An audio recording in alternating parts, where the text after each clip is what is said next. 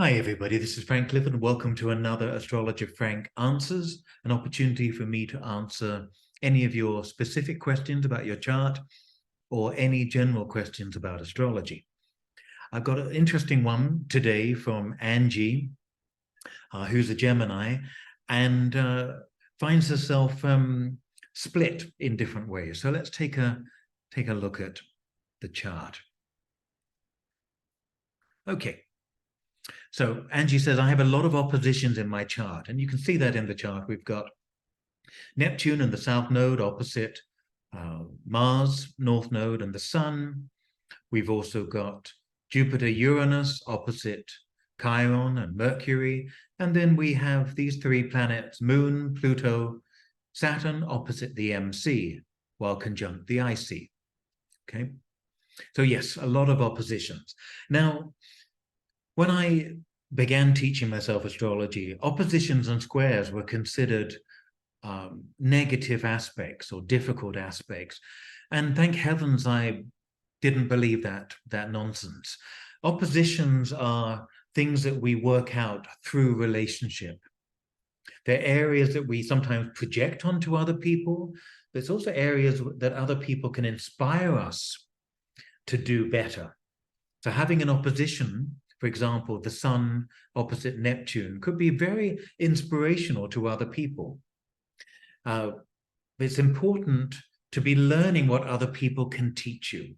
So planets in the seventh or any planets in opposition are things that we work with in therapy, and we work with through relationships of different kinds as well.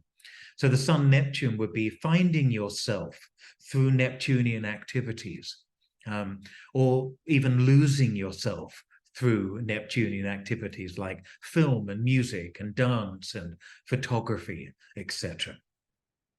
But the opposition is the key. Other people show you how to do the other planet. Usually we stick with the quote unquote nicer planet. Yeah. So if we've got Sun, North Node, Mars conjunct here, as we have in Angie's chart, it may be that Angie identifies strongly with the Gemini. Other people are Neptunian. Oh, other people are wishy-washy, or other people are unclear, or let me down, or unreliable.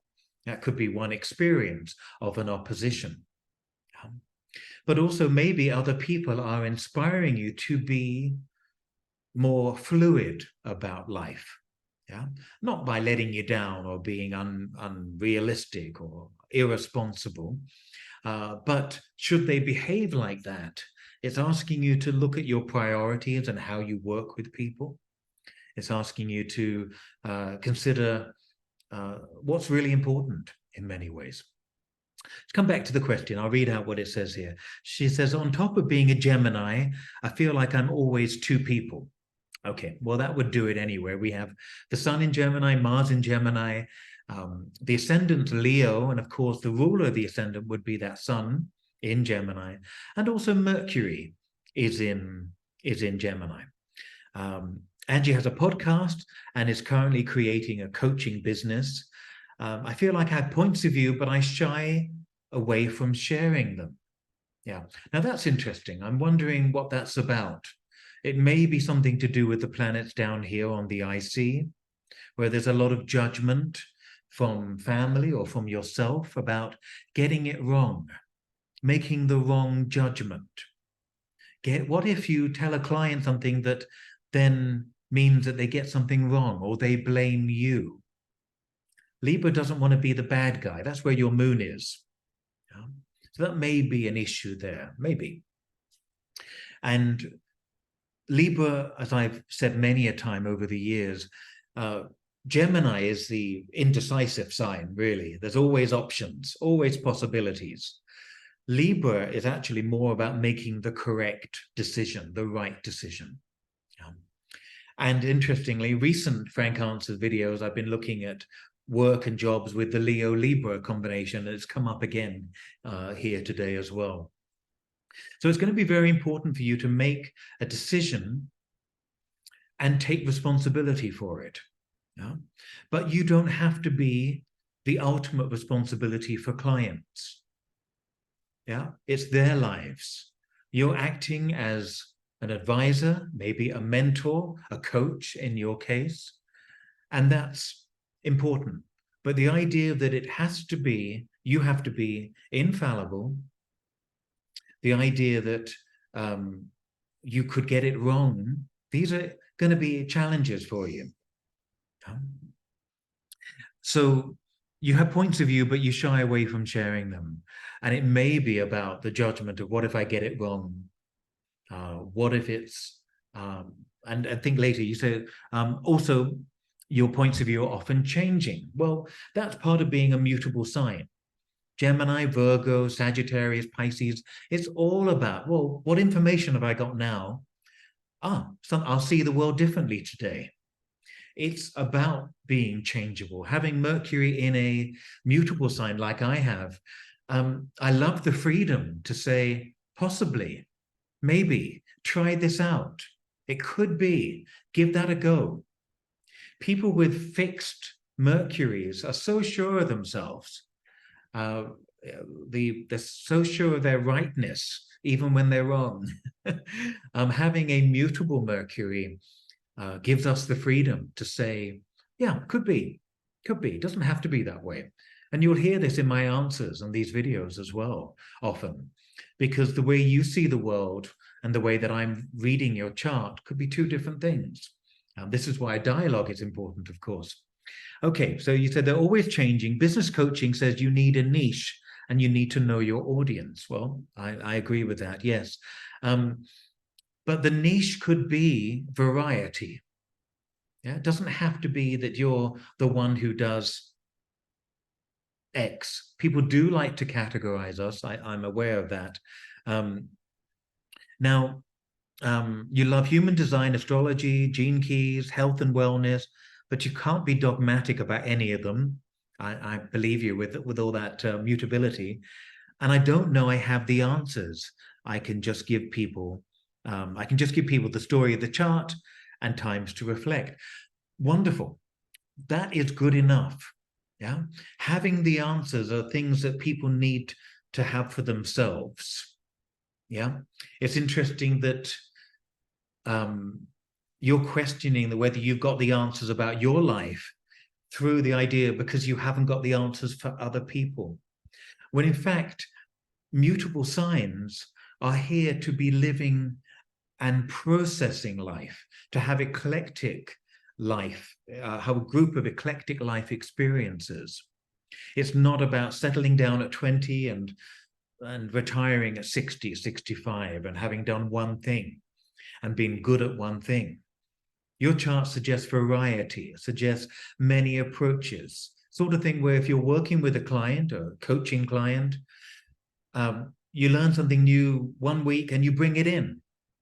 You let them think about it. Gemini is linked to the hands.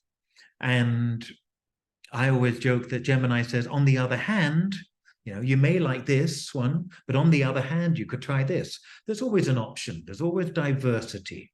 Don't be afraid of that. Don't be afraid of that in your life. I would say being a Gemini, if you need to find a niche, label it two things, being a Gemini: astrology and coaching. Life coaching through planetary cycles, whatever you want, but combine two things. Gemini is a great combiner. Yeah. So do that if you need to do that to sell yourself. Yeah. And certainly the midheaven in Aries says, have that aim, have that clearly listed on your website. But then you're always going to bring something eclectic to the mix. So don't be afraid of doing that. And you don't have the answers. Nobody has the answers to other people's problems. We might think we do. We might immediately think, well, you need to do this, this, and this, and this. Okay. But as we know with coaching and counseling and with astrology, we can make suggestions. We can talk about what the chart says or what they're discussing with us, show them new possibilities. That's what Gemini is great at doing. On the other hand, try this and allow them to make decisions. Yeah, give them goals. You're a Sun, Mars in Gemini with Aries on the midheaven. Give people goals. Say, come back to me in a week, having done the following 3 things, or choose 3 things from the things you like to do, whatever it may be. But give people goals, give yourself goals, and don't feel like you need to know all the answers. And don't feel this is where astrologers become gurus, or they try to become gurus. There's this idea that I need to know the future. I need to be able to tell people what is going to happen. I need to tell them with absolute certainty. And so you end up having a fixed mindset that says things with absolute certainty that actually do more harm than good. They can really upset clients. They can forget to show clients that they have choices in their lives, as we do as well. So your question is really wrapped up not in just what you can do or what you feel you may not be able to do for clients, but also it's very reflective of where you are in yourself right now and trying to find that niche. Well, I would say clarify it for purposes of categorization, so other people know what you do, and then write a good blurb and even have a little mind map of what people can do with you should they want to continue working with you. But it is difficult when you're a mutable person to just lay it down there and say, this is it, this is what I do, because life is full of new, exciting things to learn. Now, I always say I'd love to learn more tarot. I'd love to learn graphology. My head is full of astrology and palmistry, so I'm waiting for a little bit of brain space to put something else in and to enjoy it and to explore. But there's always new things to learn. So yes, what you can give people is the story of the chart, times to reflect, and they have the answers. You know that. You know that is the answer. But how do I sell myself? Yeah. Well, the key is to show diversity, to show people that there are different roads. In fact, if you're thinking of images, the idea of a split road, the idea of 2 different directions or arrows pointing in 2 different directions, something about the duality of life is going to be important to you and important to what you can teach others, to understand that there are options, there are choices. We can always get off one road and start, we can always reverse and go back and try the other road out as well. So something about the flexibility and diversity that's so reflected in your chart, conveying that and selling yourself with that, rather than feeling you need a definitive, this is what I do, or this is how I can help you. Stay open, because every new person, just like every new client, every new student, teaches you something new about their chart. For me, they do anyway. So I hope that was useful. And keep doing what you're doing. I think you know the answers. You just don't have to provide the perfect, definitive answer for everybody else. Okay. All right. Take good care of yourself, Angie, and I will see you and everyone else another time soon.